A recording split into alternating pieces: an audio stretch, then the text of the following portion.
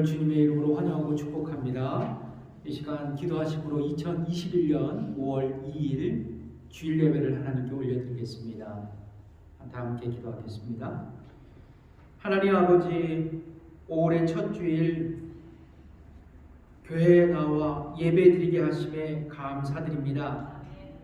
이 시간 우리 모두가 예배드릴 때에 진정한 마음과 성령의 능력으로 예배드리게 하시고 하나님의 놀라운 은혜에 압도되는 축복된 시간이 되게 하옵소서.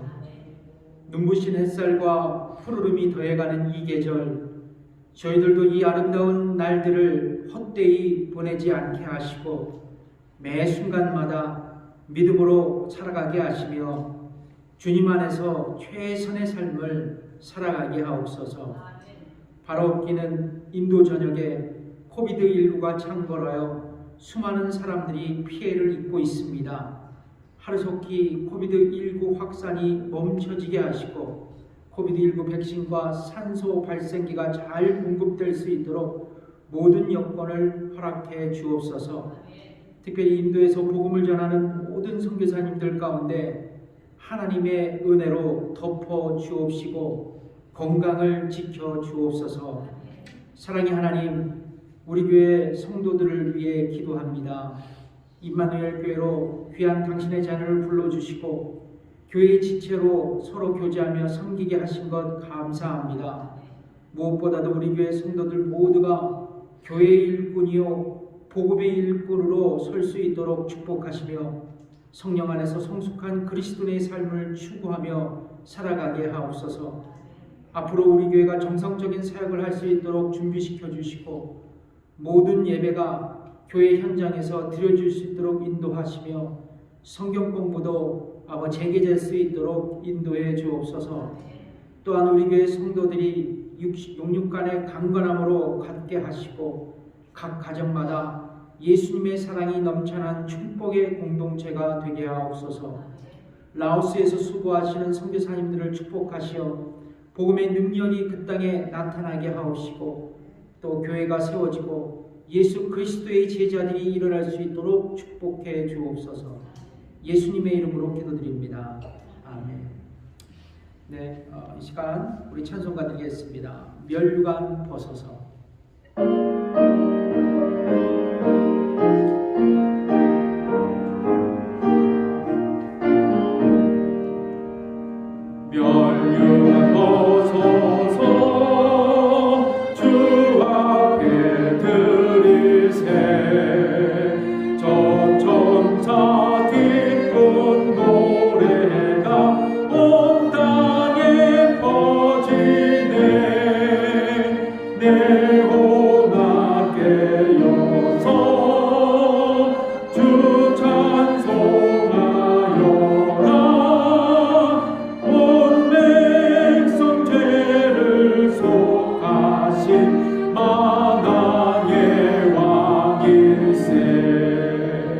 면류관 벗어서 주 앞에 들이세 그 손과 몸의 상처가 영광 중 빛나네.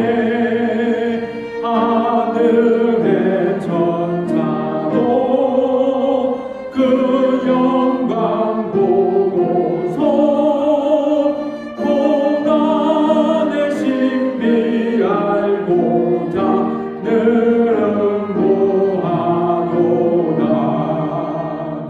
면류관 벗어서 주 앞에 들이세 온 세상 전쟁 그치고 참 평화 오겠네.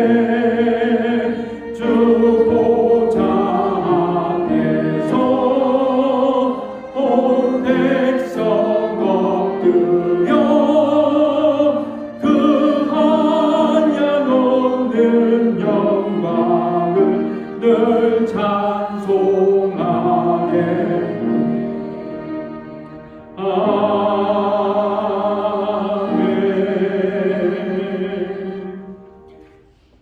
주의 십자가 보혈로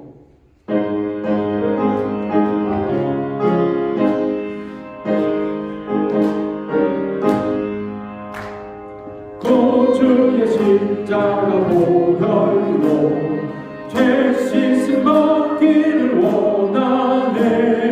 내 죄를 씻으신 주 이름 찬송합시다. 찬송합시다. 찬송합시다. 찬송합시다. 내 죄를 씻으신 주 이름 찬송합시다. 죄악을 속하여 주신 주 내 속에 들어와 계시네. 십자가 앞에서 주 이름 찬송합시다. 찬송합시다. 찬송합시다. 내 죄를 씻으신 주 이름 찬송합시다. 주 앞에 흐르는 생명수, 주 앞에 흐르는 생명수, 날 씻어 정하게 하시네. 내 기쁨 정성을 다하여 찬송합시다. 찬송합시다. 찬송합시다.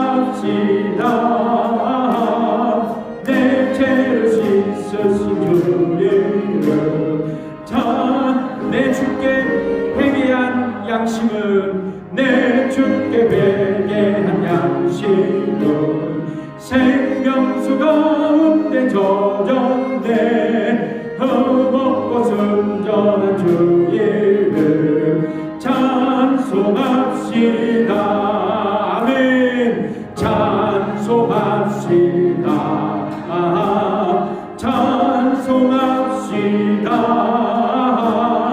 내 죄를 씻으신 주 이름 찬송합시다. 아멘. 내 영혼의 햇빛 비치니 우리 박수 치면서 찬양하겠습니다.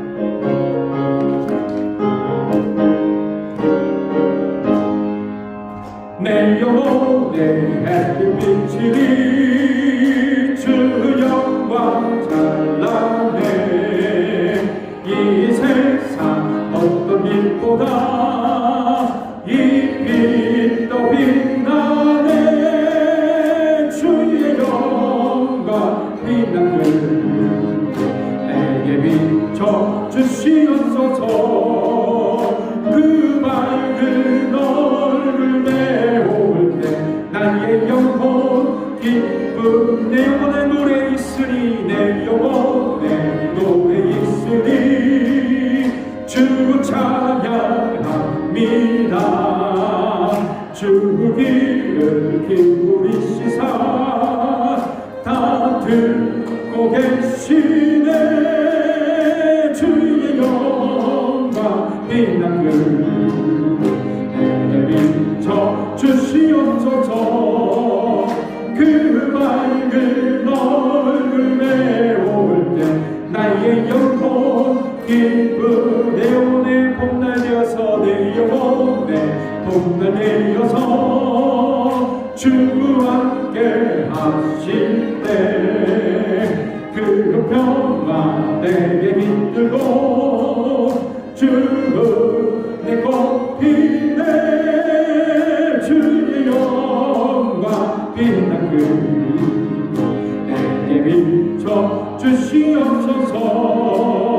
그 밝은 얼굴 내올 때 나의 영혼 기쁨.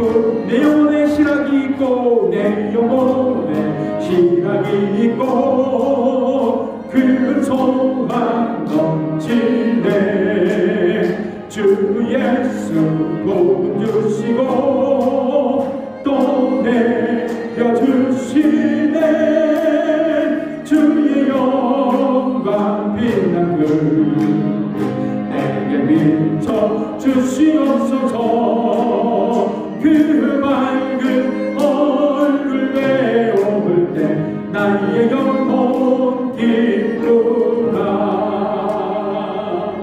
아멘. 예수 인도하셨네.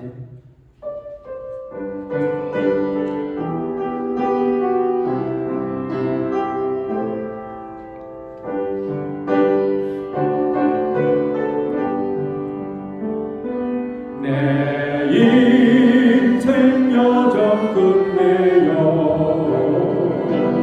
강 건너 언덕 이를 때 하늘 문양에 말하리 예수 인도하셨네. 매일 발걸음마다 매일 발걸음마다 예수 인도하셨네. 나의 무거운 죄짐을 모두 벗고 하는 말 예수 인도하셨네. 이 가시밭길 인생을 허덕이면서 갈 때에 시험 나활란 많으나 예수 인도하셨네. 매일 발걸음마다 예수 인도하셨네. 나의 무거운 죄짐을 모두 벗고 하는 말 예수 인도하셨네. 내 밟은 발걸음마다 주의 수고 살피시사 승리의 내가 부르며 주를 찬송하리라. 아멘. 매일 발걸음마다 예수 인도하셨네. 나의 무거운 죄짐을 모두 벗고 하는 말 예수 인도하셨네. 주이며 이 손을 꼭 잡고 가소서. 약하고 피곤한 이 몸을 폭풍은 흑암속 해치사 비추고 손잡고 나를 도하소서. 인생이 힘들고 고난이 겹칠 때에 주여 날 도와 주소서. 외치는 이 소리 귀 기울이시사 손잡고 나를 도와. 2절 인생이 힘들고 고난이 겹칠 때 인생이 힘들고 고난이 겹칠 때에 주여 날 도와 주소서. 외치는 이 소리 귀 기울이시사 손잡고 날 인도하소서. 살아계신 성령님 날 붙드소서.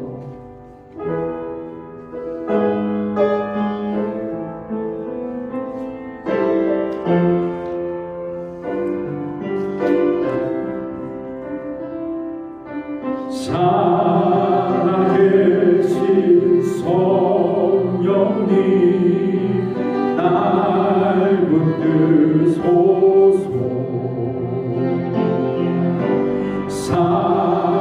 살아계신 성령님 날 살피소서.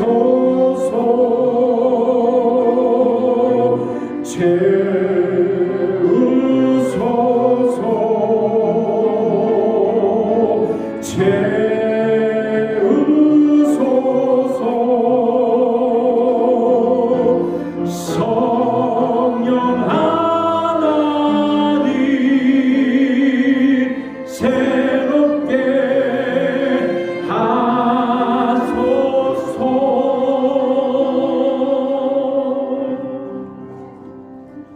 이 시간 우리 앞을 보시면서 공동의 기도의 제목으로 기도하겠습니다.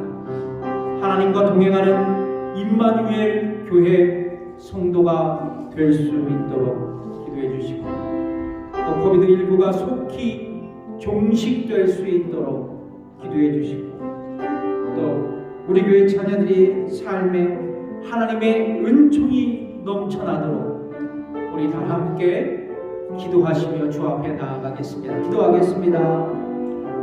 하나님 아버지, 이 시간 임마누엘 교회 공동의 기도의 제목으로 주 앞에 올려드립니다.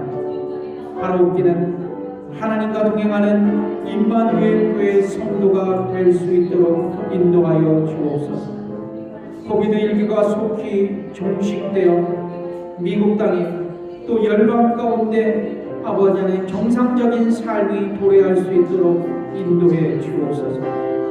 우리 교회 자녀들의 삶에 하나님의 은총이 넘쳐나 저들의 삶이 하나님의 은혜로 복되고 아버지 하나님 늘 충만한 삶을 누리게 하여 주옵소서. 특별히 인도 땅에 주께서 긍휼을 베풀어 주시고 하루속히 팬데믹 재앙이 사라질 수 있도록 인도하시며, 또 아버지 인도발 코비드19로 아버지 위협받는 전 세계를 주께서 불쌍히 여기시사 아버지 하나님 하루속히 이 재앙이 물러갈 수 있도록 주께서 역사해 주옵소서. 감사드리며 예수님의 이름으로 기도드립니다. 헌금 찬양 드리겠습니다.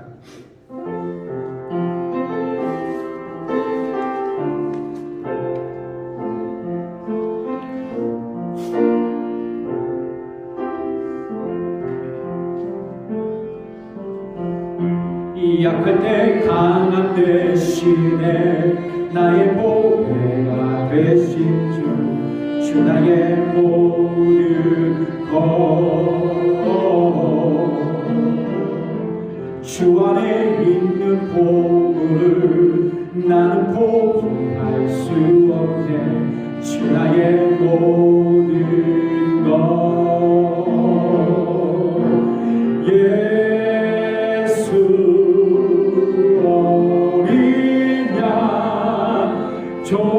존귀한 이름 예수 어린 양, 존귀한 이름. 십자가 죄사하셨네, 십자가 죄사하셨네.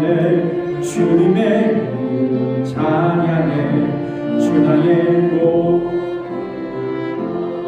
쓰러진 나를 세우고, 쓰러진 나를 세우고 나의 빈잔 채우네. 주 나의 모든 것, 예수 어린 양, 예수 어린 양, 존귀한 이름 예수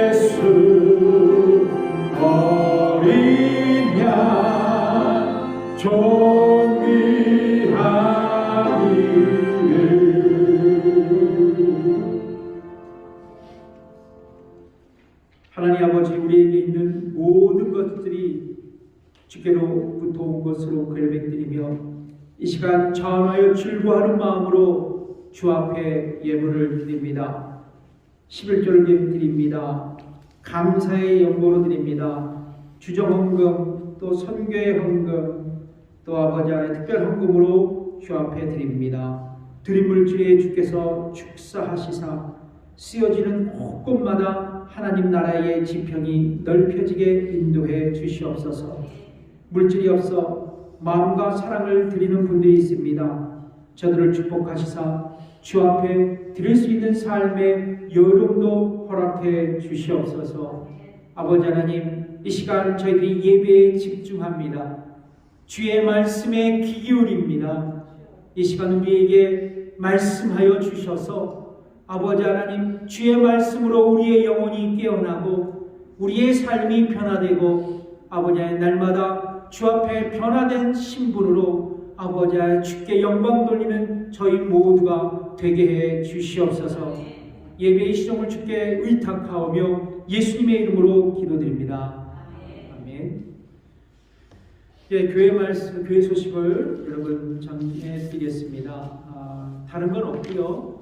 여러분 계속 코비드19가 아직도 미국 땅에 이렇게 점점 이렇게 나아지고 있지만 또 그렇게 많이 좋아지는 것은 아닙니다. 그래서 여러분 조심히 또 잘 건강 지키면서 지내시고요.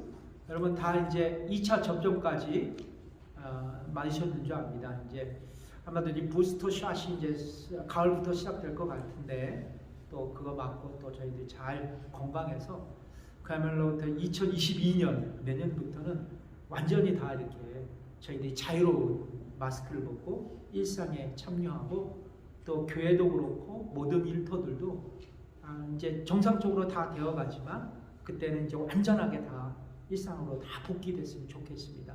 아멘. 기도해 주시고요. 여러분 늘 관심 가져주시기를 부탁드리겠습니다. 예, 오늘 또 우리 앞에 예쁜 꽃이 있잖아요. 여러분 오늘 이번 주는 이제 안순옥 권사님 또 둘째 따님이 갑자기 병원에 입원하셨다가 하나님의 은혜로 또 치유되셔서 병원에서 퇴원하신 감사로 이렇게 꽃 하나를 해주셨습니다. 감사하고요. 그리고 우리 이정성 권사님 또 동생분들 이렇게 만나 뵙기 위해서 타주로 아로브 타운 하셨고요. 또 우리 민장로님 또 아로브 타운 하셔서 다시 집으로 복귀하셨습니다. 그래갖고 복귀하셨다고 또 카톡으로 또 인사해 주셨는데 우리 오셔서 반갑습니다. 환영합니다. 그래서 박수 드리고 그리고 또 우리 브라운 사모님, 목사님 네 분 또 한국 방문 중이십니다. 그래서 한 2달 예정으로 다니셨다가 오실 것 같은데요. 건강하게 돌아오실 수 있도록 기도 부탁드립니다. 보통 이제 한인교회에서는 그냥 여름 시즌 이렇게 다가올 때쯤 되면 이제 외부로 이제 타주로 또 한국으로 이렇게 가시는 분들이 많아요. 그래서 한참 여름 때는 한국 교회 한 20% 30%가 한국 교회로 다 가시고 막 그러시더라고요. 네, 안전하게 다들 돌아오시고 또 다시 만나는 데까지 건강하셨으면 좋겠습니다. 예, 오늘 우리 다 함께 일어나셔서 하나님 말씀을 봉독해 올리겠습니다. 예, 하나님 말씀은 창세기 5장 21절에서 24절에 있는 말씀입니다. 창세기 5장 21절에서 24절에 있는 말씀. 에녹은 60세에 무드셀라를 낳았고 무드셀라를 낳은 후 300년을 하나님과 동행하며 자녀를 낳았으며 그가 365세를 방수하였더라. 에녹이 하나님과 동행하더니 하나님이 그를 데려가심으로 세상에 있지 아니하였더라. 아멘. 앉으십시오. 오늘 본문의 말씀으로 하나님과 동행하십니까? 라는 제목으로 여러분과 함께 은혜를 나누고자 합니다. 여러분 잘 들리시나요? 예. 장애를 넘어선 사람들의 꿈과 용기를 그린 책이 있습니다. 희망이란 책인데요. 이 책에 보면 육체적인 장애로 절망과 또 좌절을 겪으면서도 자신의 가능성을 믿고 꿈을 이루어낸 11명의 사람들의 에피소드가 이 책에 실려 있습니다. 그 중에서도 이용술 씨의 사연은 압권입니다. 이용술 씨는 20살이 되던 해에 자신의 눈을 다쳐서 시력을 잃고 시각 장애인이 되었습니다.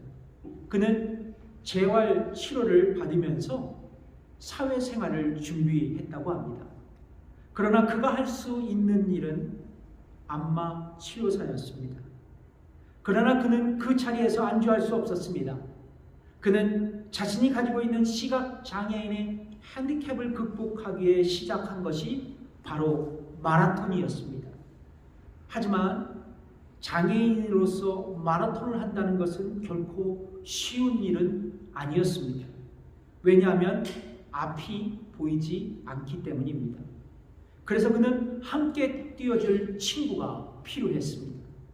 그는 어렵게도 자신과 동행해줄 마라톤 도우미를 구해 이제 도로 위를 달리기 시작합니다. 이제 동네 마라톤, 지역 마라톤, 그리고 국내 마라톤을 차례로 참가하면서 그는 마라톤 실력이 부쩍 늘었고 마침내 이제 극한의 운동 경기라고 할 수 있는 오지 마라톤에 도전하게 됩니다. 그는 첫 번째로 사하라 사막 마라톤에 이어서 중국의 고비 사막 마라톤 대회에 참가 신청서를 넣게 됩니다. 무려 6박 7일간 155마일을 달리는 아시아 최초의 오지 사막 마라톤 대회였습니다. 그리고 그는 사막 마라톤, 그 사하라 사막 마라톤에서 함께 손발을 맞추었던 오지 마라토너 김경수 씨와 함께 이 고비 사막 레이스를 준비하게 되었습니다. 그는 주일마다 김경수 씨와 함께 서울 근교에 있는 청계산을 오르며 대회를 준비했다고 합니다. 이제 마침내 두 사람은 손을 붙잡고 고비 사막을 뛰기 시작했습니다. 완주율 60%도 못 미칠 정도로 아주 극한의 경기였다고 합니다. 전등버기와 수많은 장애물 그리고 마지막 넘기 힘든 그 산을 넘으며 레이스를 이어갔습니다. 이제 마침내 도착지에 앞두고 마지막 그 큰 산을 넘기 전 그만 이용술 씨가 포기하려 하자 그의 손을 붙들고 있던 마라톤 도우미였던 김경수 씨는 그에게 이렇게 말했다고 합니다. 이 형, 나 믿지? 남을 믿고 뛰자. 그는 자신이 있는 마지막 물병을 이용술 씨에게 건네주며 자신은 목에 감은 손수건에 고인 땀을 짜먹고 그를 격려하고 이 지옥같은 레이스를 완주했다고 합니다. 그는 경기가 끝난 다음 지나온 일들을 회상하며 이렇게 말하고 있습니다. 선수들 사이에 우리의 완주 여부를 놓고 내기를 할 정도로 이 경기는 불가능했던 경기였다. 청길 낭떠러지의 수백 미터 산허리도 수차례 넘기도 하였다. 그 후 다 도착한 줄만 알았는데 큰 사막 산 하나가 우리를 가로막았다. 용술 씨가 포기하려고 그렇게 얘기하자 난 포기할 수가 없었다. 왜냐하면 내게 의지한 채 달려온 용술 씨가 내 입 옆에 있었기 때문이다. 서로 맞잡은 손을 놓지 않고 포기하지 않고 달렸고 결국 우리는 완주했다. 그렇습니다. 두 사람의 아름다운 동행으로 그들에게 기적이 일어났던 것입니다. 동일하게 오늘 본문에서도 아름다운 기적 한 가지가 우리에게 소개되고 있습니다. 성경은 에녹이 무려 300년 동안 하나님과 동행했고 그는 인간이 반드시 거쳐야 할 죽음을 경험하지 않고 하나님이 그를 직접 데리고 가셨다라는 기적의 이야기를 우리에게 말씀해 주고 있습니다. 창세기 5장 24절에 있는 말씀이죠. 에녹이 하나님과 동행하더니 하나님이 그를 데려가심으로 어디에 있지 아니하였다? 세상에 있지 아니하였더라. 그렇다면 사랑하는 성도 여러분, 우리는 어떻게 하나님과 아름다운 동행을 감행하면서 이런 기적을 경험할 수 있을까요? 첫 번째, 하나님과의 영적인 교제를 시작해야만 합니다. 하나님과의 영적인 교제를 시작해야 합니다.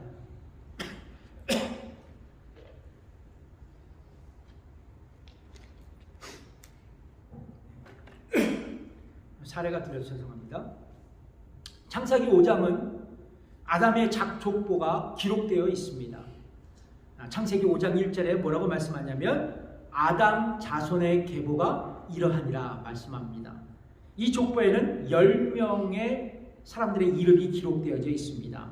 아담, 셋, 에노스, 게난, 마할랄렐, 야렛, 에녹, 무두셀라, 라멕, 노아 10명이 기록되어 있습니다.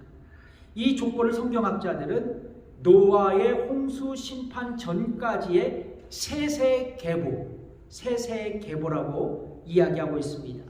특히 여러분, 에녹은 아담의 족보에서 7번째로 기록된 인물입니다. 7번째 사람이에요. 흥미로운 것은 그가 365년을 살았다고 성경은 기록하고 있습니다. 365년. 보통 그 당시 사람들이 800년에서 900년을 살았어요. 많게는 969년까지 살았습니다. 자, 그렇다 그러면 에녹은 365년이라는 참으로 짧은 생애를 살았던 사람이었습니다. 그렇잖아요? 자, 그럼에도 불구하고 그가 하나님과 동행하는 특별한 삶을 살았다는 것입니다. 이것은 우리에게 어떤 영적인 통찰력을 제공해주고 있을까요? 그것은 바로 에녹이 얼마나 살았나 보다는 어떻게 살았는지를 초점을 맞추면서 성경을 읽는 우리에게 에녹처럼 하나님과 동행하는 삶을 추구하며 살아가라는 가르침을 성경은 우리에게 주고 있는 것은 아닐까요? 그렇습니다. 성도 여러분, 우리가 얼마나 오래 사는 것이 중요한 것이 아닙니다. 우리가 어떻게 살아가는지가 중요한 것입니다. 여러분 믿으십니까? 오늘 본문 창세기 5장 22절에서는 에녹이 하나님과 동행했다고 기록하고 있습니다. 여기서 동행하다에 해당하는 히브리어 단어가 할라크입니다. 할라크. 히브리어 원어적인 뜻은 걷다라는 의미입니다. 워킹한다는 거죠. 걷다. 그리고 오늘 본문에서는 친밀한 관계를 맺다, 갖다라는 뜻도 내포하고 있습니다. 그러니까 에녹은 하나님과 친밀한 교제의 관계를 갖고 그분과 일평생 걷고 동행했다라는 것을 우리는 성경을 통해 알 수 있는 거예요. 성도 여러분 하나님과 동행하기 위해서는 우선 그분과의 영적인 교제가 있어야 합니다. 왜냐하면 동행은 다른 존재와의 교제로부터 시작되기 때문입니다. 그래서 성도 여러분 신앙생활에는 두 가지의 중요한 국면이 있습니다.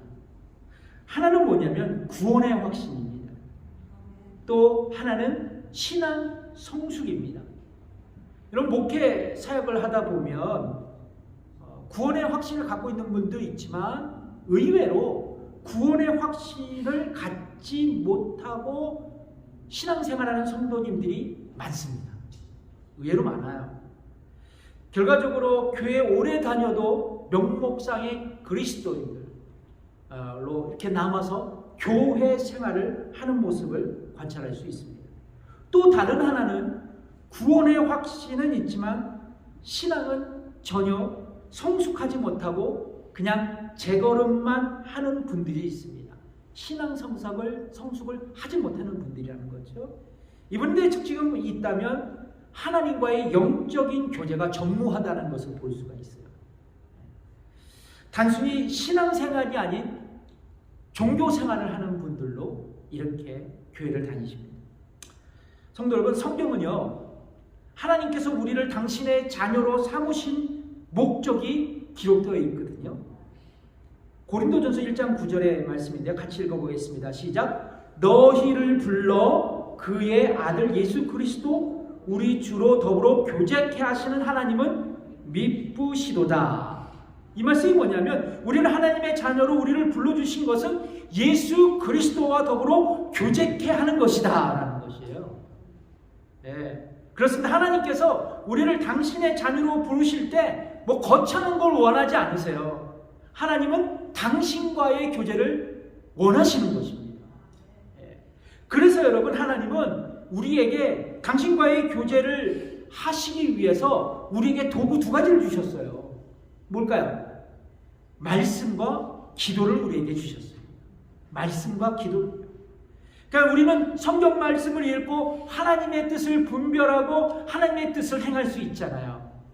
성경은 우리에게 기준이 되니까. 또 기도 생활은 하나님의 음성을 듣고 반대로 나의 마음과 생각을 주님께 아뢰죠. 그러니까 우리는 성경 읽기와 기도 생활을 통해서 하나님과의 영적 교제를 할 수 있다는 것입니다. 근데 여러분, 중요한 것이 있어요. 이게 목회 사역을 하다 보면 중요한 것이 있는데요. 성경 읽기와 기도 생활은 철저하게 나의 결단이 필요해요. 나의 결단이 필요합니다. 내가 결단하지 않고서는 성경 읽기와 기도 생활을 할 수 없습니다.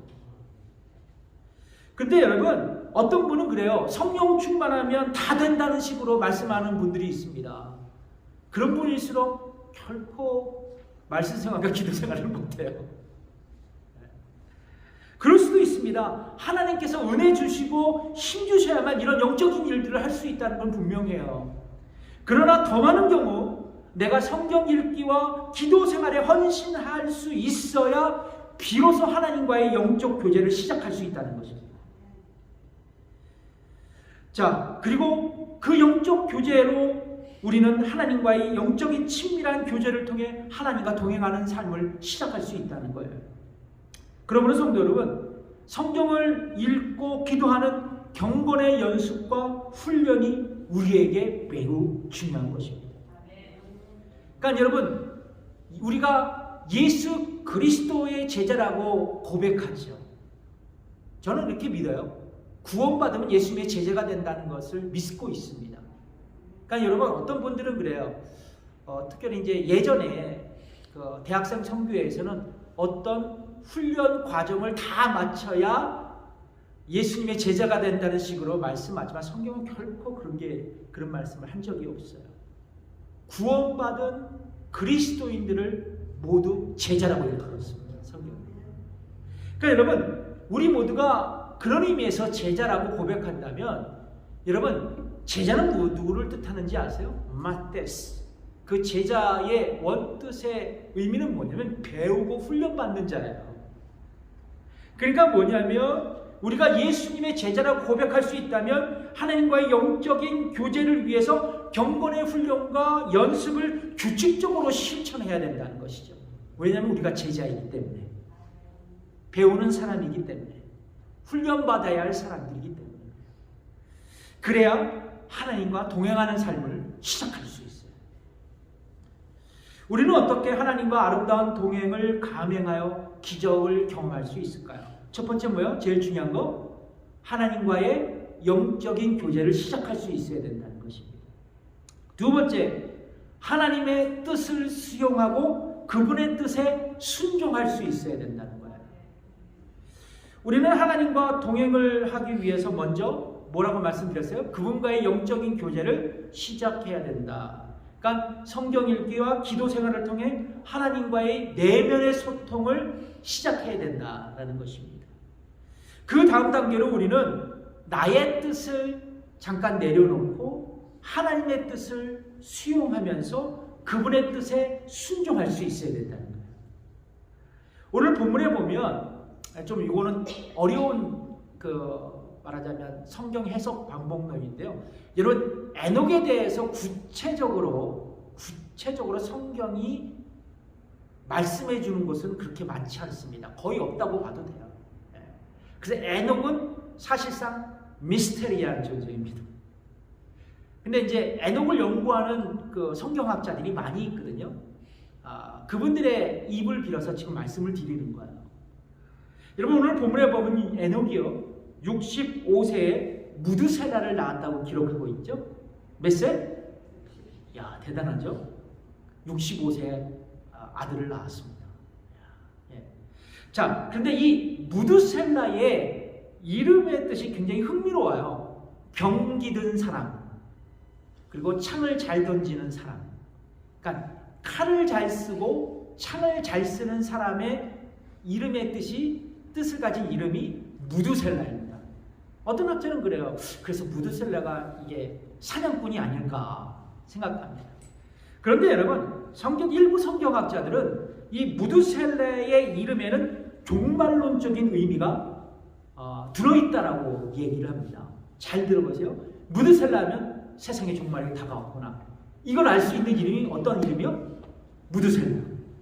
자, 그런데 에녹이 살았을 당시, 그 당시 사람들은 부족 중에서 칼을 잘 쓰는 사람이나 활을 잘 쏘는 사람이나 창을 잘 던지는 사람이 죽을 경우 그 부족에게 종말이 찾아올 수 있다는 것을 믿고 있었어요. 그래서 에녹은요, 무드셀라를 낳기 전 분명히 하나님께서 온 땅의 사악함을 보시고 심판하시겠다는 그분의 뜻을 아마도 에녹은 들었을 거예요.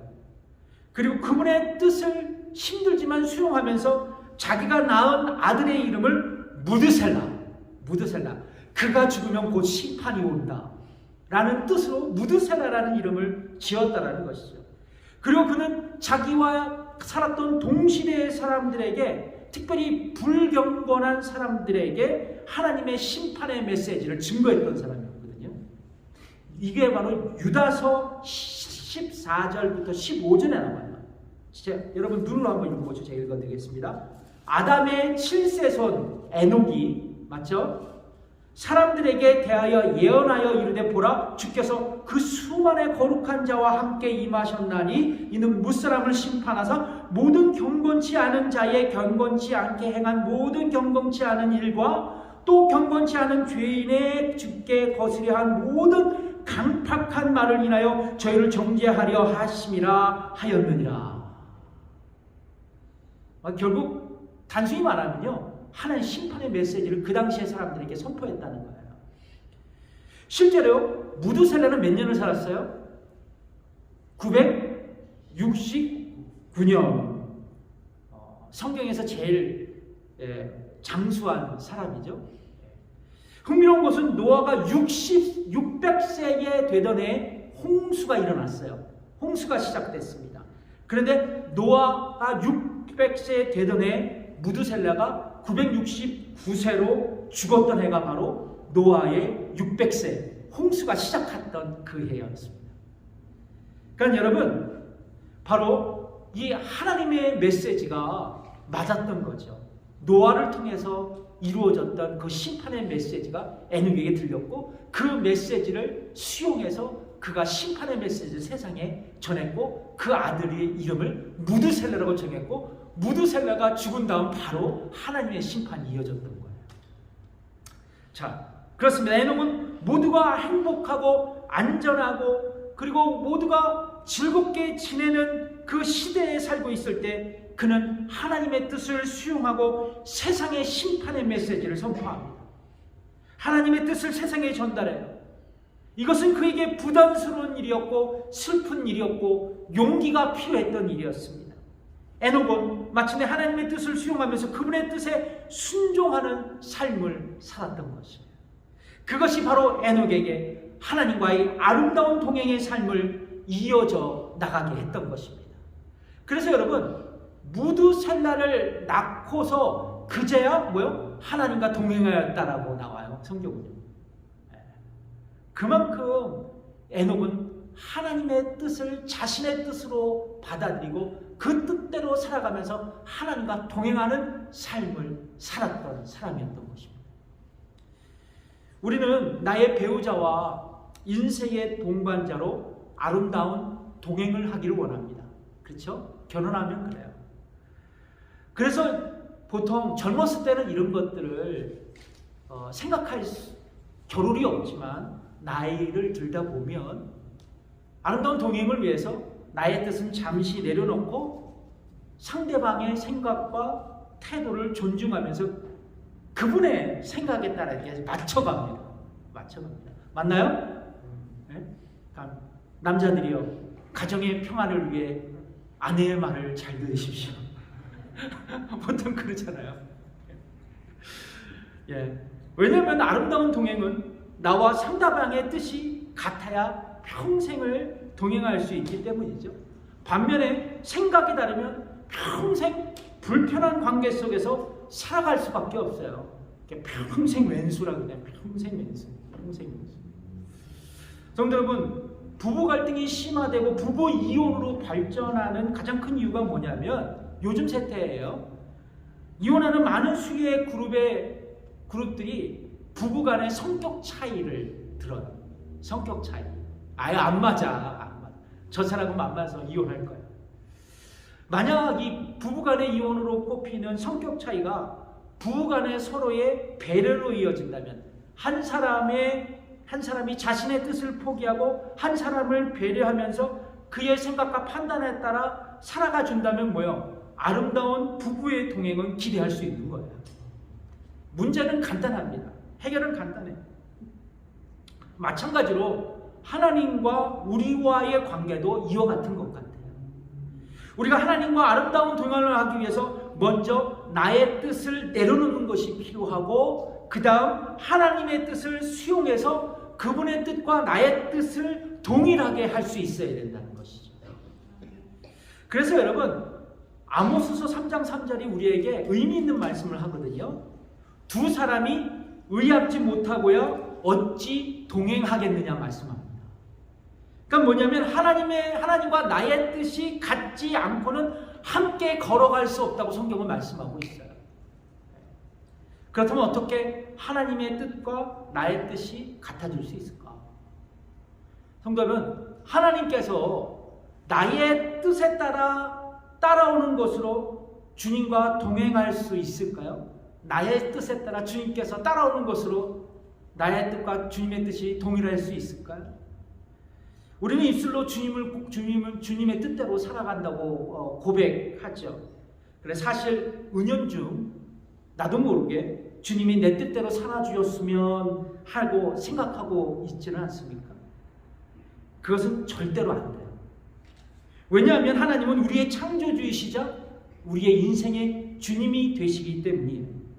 반대로 나의 뜻이 지존하신 하나님의 뜻을 수용하면서 그분의 뜻을 쫓아가는 것입니다.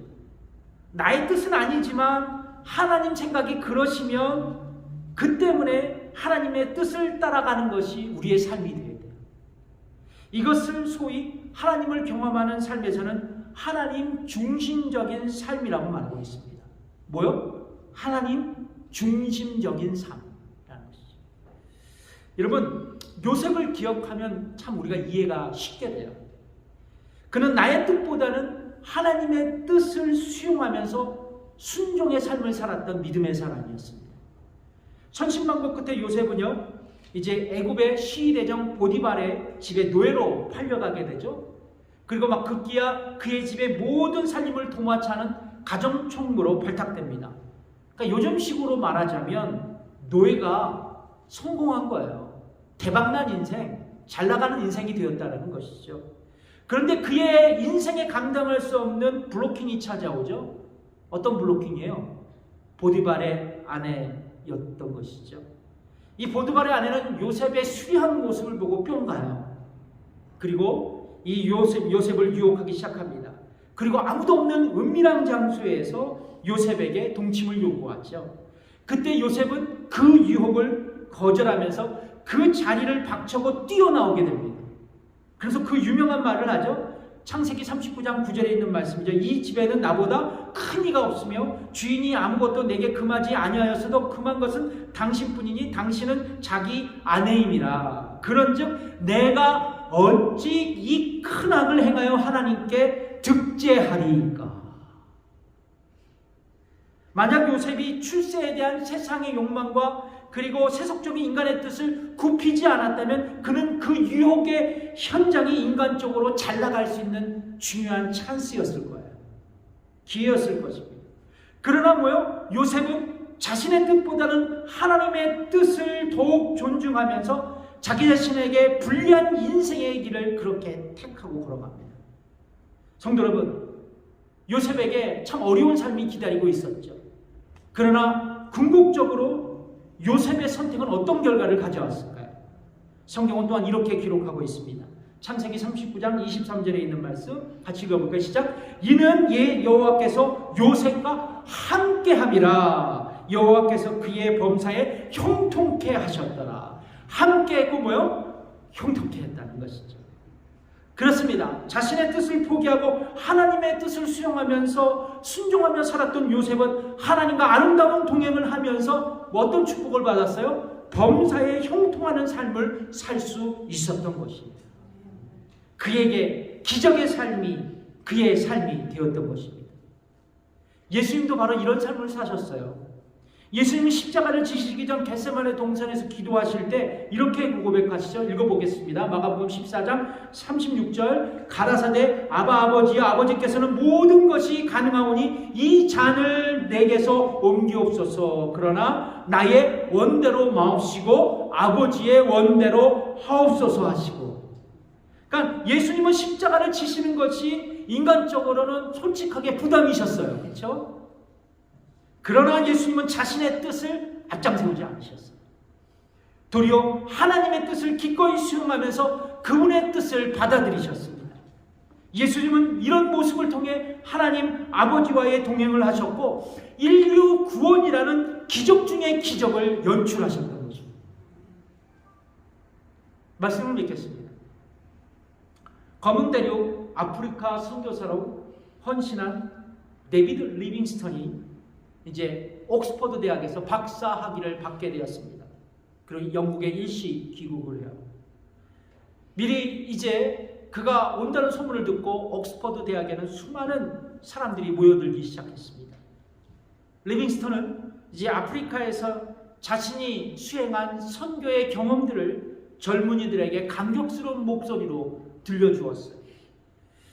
근데 청중들은 그의 모습을 보면서 그가 얼마나 고통스러운 나날을 보냈는지 알 수 있었습니다. 그의 오른손은 사자에 물어 뜯겨서 제대로 움직일 수 없는 불구가 되었고 그의 얼굴부터 온 몸은 이제 27번이나 풍토병에 걸려서 막 얼굴이 엉망진창이 되고 몸이 엉망진창되는 그런 모습들, 온몸의 고통의 흔적들을 볼 수가 있었어요.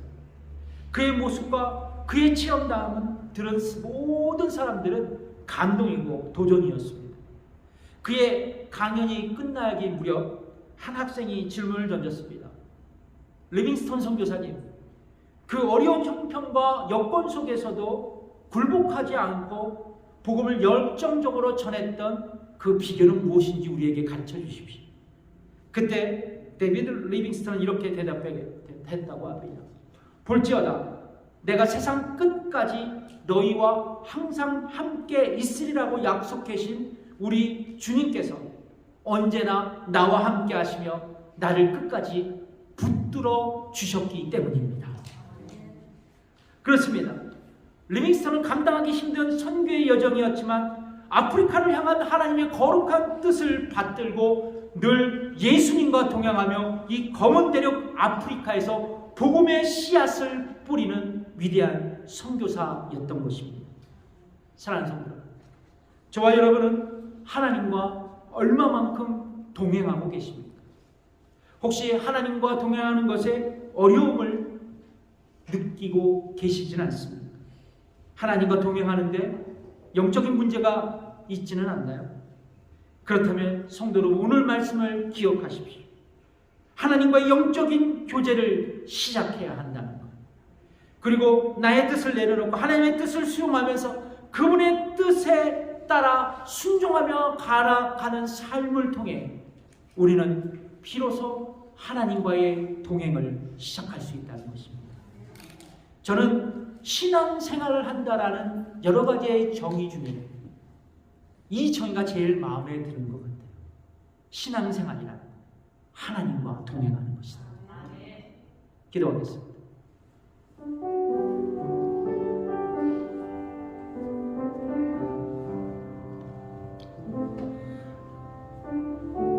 그렇습니다. 신앙생활은 하나님과 동행하는 것입니다. 우리 모두에게, 저 자신을 포함한 우리 모두에게 묻습니다.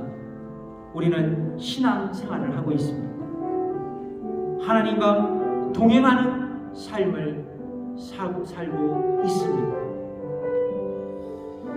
우리가 더욱더 세상이 어두워질수록 빛이신 예수 그리스도와 동행하기를 원합니다. 썩어져가는 이 세상에서 이 세상의 소금이신 예수 그리스도를 따라가기를 원합니다. 여러분 기도하실 때 그렇습니다. 주님, 하나님과 동행하는 저희들이 되길 원합니다. 그러기 위해 우리가 먼저 하나님과 영적인 교제를 나누게 하시며 하나님의 뜻을 수용하며 그 뜻에 순종하는 삶이 우리의 삶이 되게 해달라고 함께 기도하겠습니다. 하나님 아버지 감사합니다. 오늘도 우리 교회 성도들과 함께 아버지 하나님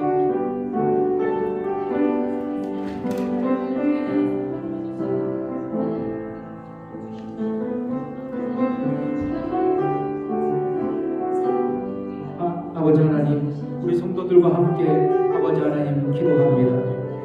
아버지 하나님, 우리가 하나님과 동행하는 삶을 살아가기를 원합니다.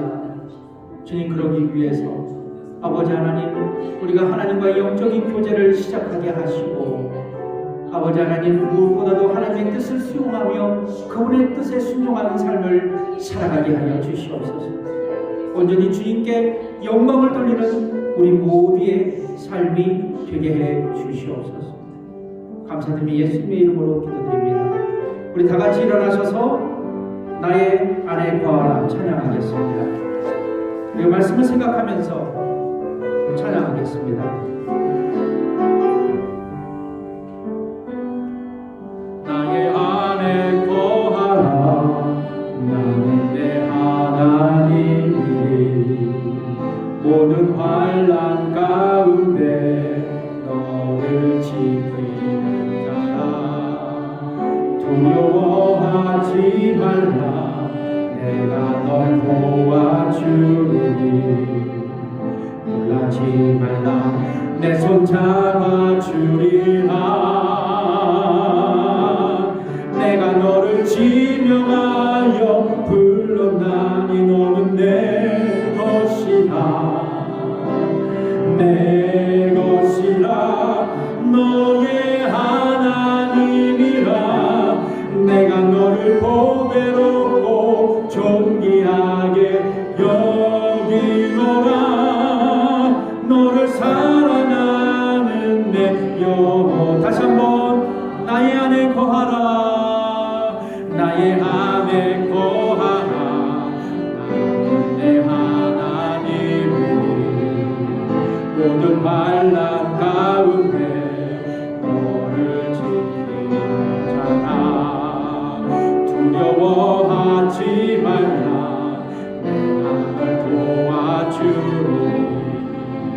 놀라지 말라 내 손 잡아주리라.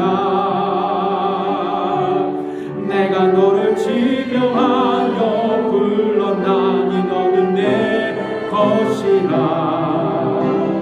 내 것이라 너의 하나님이라.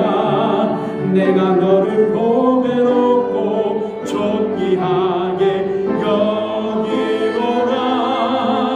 너를 사랑하는 내 여호와라.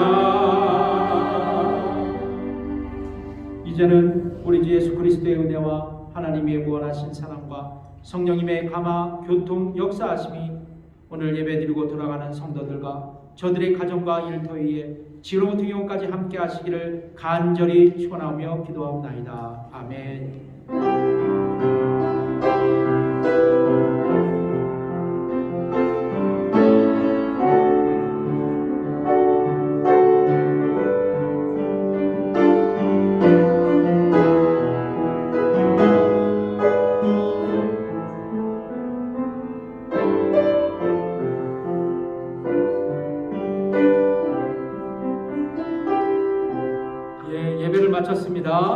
다음 주에 뵙겠습니다. 감사합니다.